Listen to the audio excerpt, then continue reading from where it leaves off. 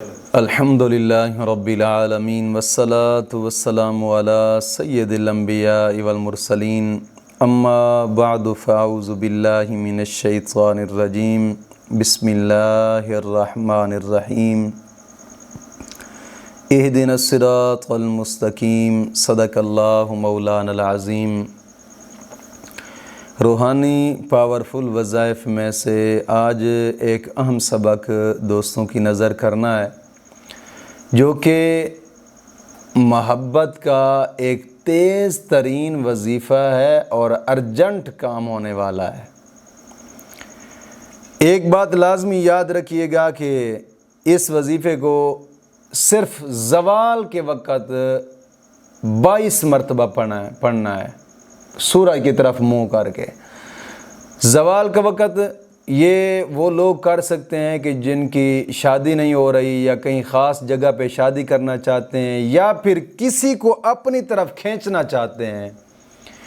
یہ ایک انتہا درجہ ایک پاورفل وظیفہ ہے اور بزرگان دین کا مجرب شدہ وظیفہ ہے، خصوصاً سلسلہ قادریہ کے جو بزرگ ہیں ان کا ایک مجرب شدہ وظیفہ ہے۔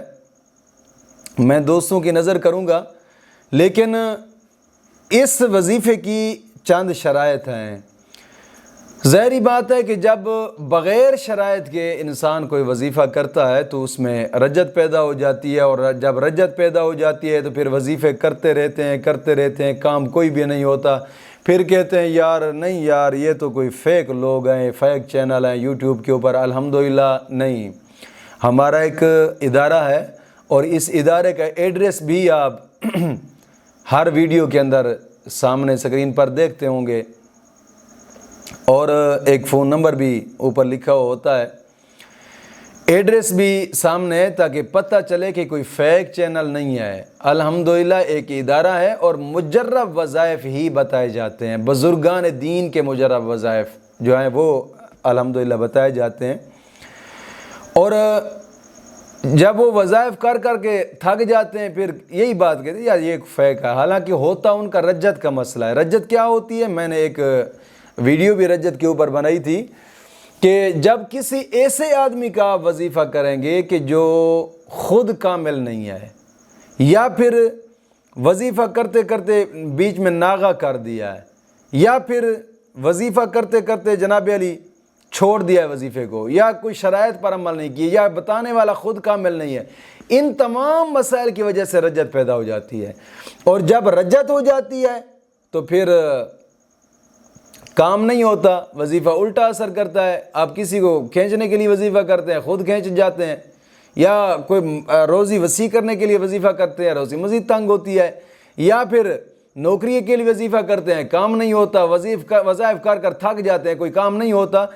اس کی اصل وجہ رجت ہوتی ہے، جو کہ کئی لوگ ایسے ہیں کہ جو رجت کا شکار ہو چکے ہیں، کیونکہ یوٹیوب کی دنیا میں دیکھتے ہیں جس کا بھی جناب علی کوئی وظیفہ سامنے آیا وہ کر ڈالا، پہلے یہ نہیں سوچا پتہ نہیں اندر جو بولنے والا شخص ہے یہ کتنا کامل ہے، کیا اس میں کوئی حقیقت ہے نہیں ہے، جو وظیفہ بتا رہا ہے ہم اس وظیفے کی تو تحقیق کریں، کیا کہیں کسی حدیث سے، کہیں کوئی کسی بزرگان دین کی کتاب سے کہیں ثابت ہے یا نہیں ہے۔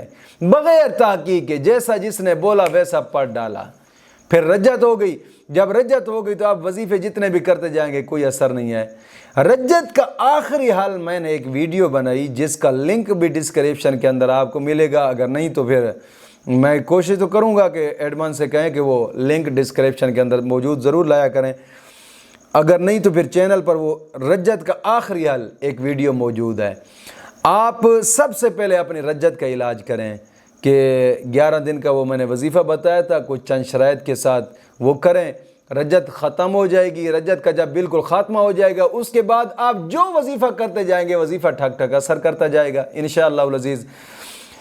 اور اگر رجت کا مسئلہ ہے تو سب سے پہلے وہ ویڈیو کریں، اس کے بعد جو مرضی چیک کریں۔ اگر رجت کا مسئلہ نہیں ہے پھر آپ اس وظیفے کو کریں انشاءاللہ العزیز۔ انشاءاللہ العزیز میں گارنٹی سے کہتا ہوں کام 3 دن کے اندر ہوگا انشاءاللہ العزیز۔ رجت کا مسئلہ نہ ہو، بشرط یہ ہے، سب سے پہلی بات یہ ہے کہ نماز کی پابندی کریں، اور ہر نماز کے بعد 11 مرتبہ کلمہ طیبہ اور 11 مرتبہ درود پاک، یہ اشد ضروری ہے۔ دوستو نماز پڑھا کریں، نماز کے لیے جھکا کریں، کوشش کیا کریں کہ دین متین کو بھی کچھ سمجھیں، دین کو بھی کچھ سمجھیں۔ یار زندگی تو رب تعالیٰ نے دی ہے، ایسے تو نہیں دی۔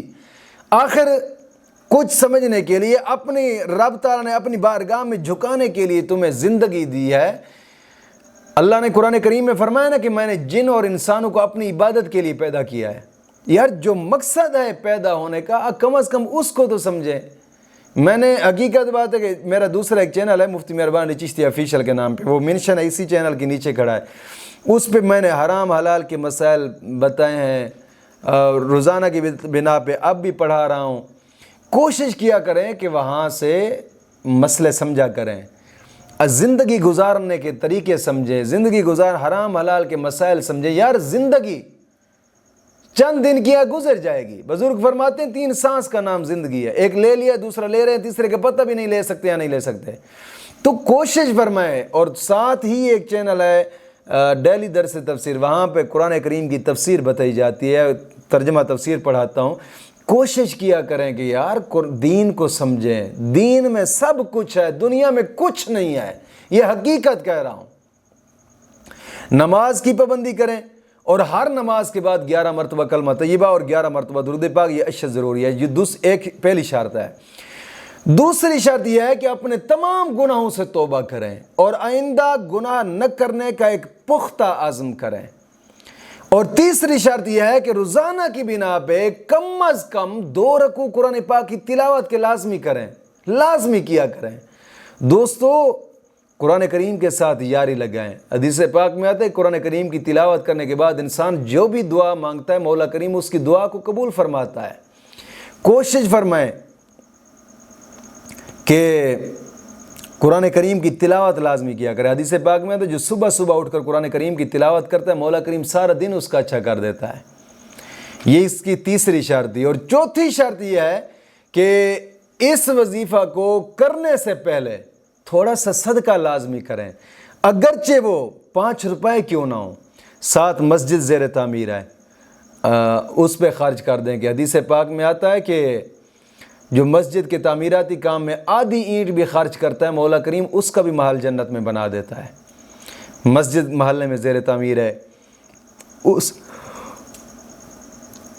اس پہ خرچ کر دیں، یا پھر غریب یتیم مسکین ہیں آپ کے محلے میں ان پہ خرچ کر دیں، یا دین کی اشاعت کے ادارے، دین کی تبلیغ جہاں ہوتی ہے، جس طرح کہ اب ہمارا ادارہ ہے یہاں دین کی اشاعت ہوتی ہے، اس میں کافی سارے معاملات ہوتے ہیں، ظاہری بات ہے مسافر طلباء بھی پڑھتے ہیں، ان کے اخراجات، پھر استادوں کی تنخواہیں، پھر بجلی کی بل۔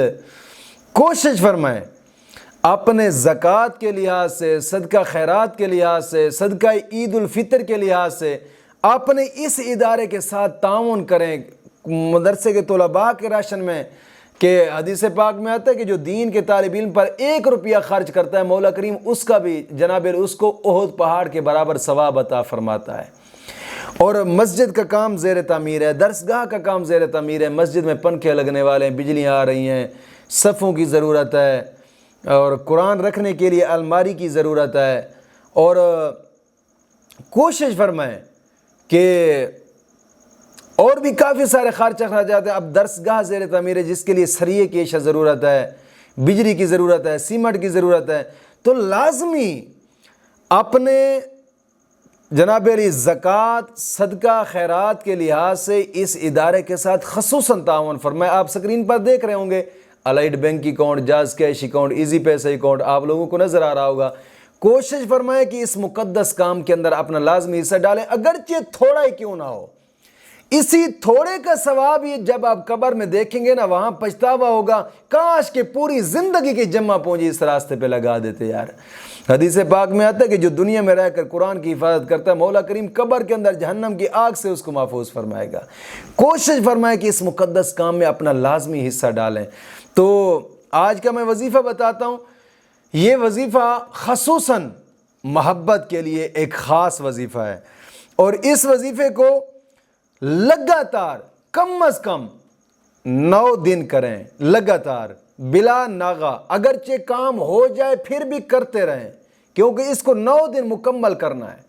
اگرچہ پہلے دن کام ہو، دوسرے دن کام ہو، تیسرے دن کام ہو، چوتھے دن کام ہو، 9 دن مکمل کرنا ہے لازمی ہر حال، کیونکہ اگر اس کو چھوڑ دیں گے تو اس کا نقصان ہو سکتا ہے۔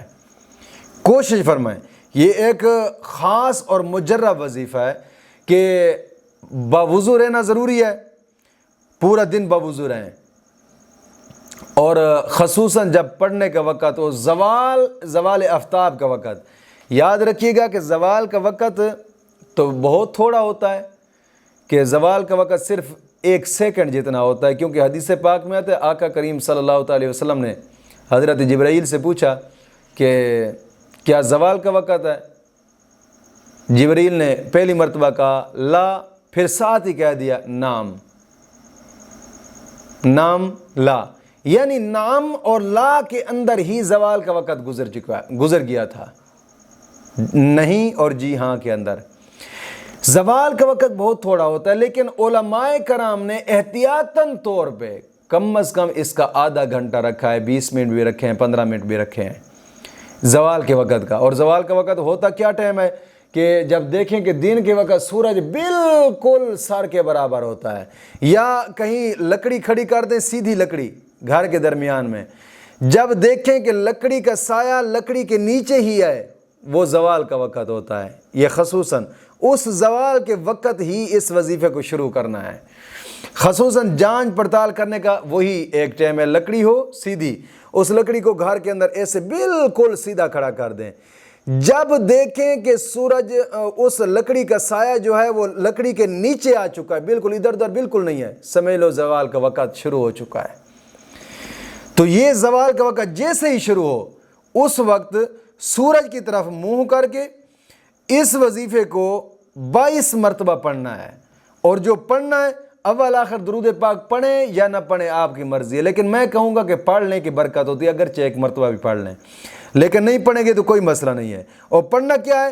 اللہم انت القادر وانا المقدور فامنا یدعو المقدور القادر یا رب یا رب یا رب۔ یہ عبارت سورج کی طرف منہ کر کے اس جناب علی وظیفے کو 22 مرتبہ پڑھنا ہے، سورج کی طرف منہ کر کے 22 مرتبہ پڑھ کر پھر آنکھیں بند کر لینی ہے۔ جیسے 22 مرتبہ مکمل کر لینا ہے، مکمل کر لینے کے بعد پھر آنکھیں بند کر لینی ہے۔ آنکھیں بند کرنے کے ساتھ ہی اپنے دل میں تصور کر لینا اس شخص کا جس کو اپنی طرف کھینچنا چاہتے ہیں، یا جہاں رشتہ کرنا چاہتے ہیں کہ یہ مان جائیں، یا اور جو بھی جائز مقصد ہے، اس کا تصور ذہن میں رکھ کر پھر منہ سورج کی طرف کر کے آنکھیں بند کر کے پھونک مار دینی ہے۔ اگرچہ آپ جب سورج کی طرف دیکھیں، منہ سورج کی طرف کرنا ہے، آنکھیں بند کر کے پڑھتے رہیں پھر بھی ٹھیک ہے، لیکن منہ سورج کی طرف ہونا چاہیے، یا سورج کی آنکھ میں آنکھ ڈال کر پڑھتے رہیں پھر بھی ٹھیک ہے۔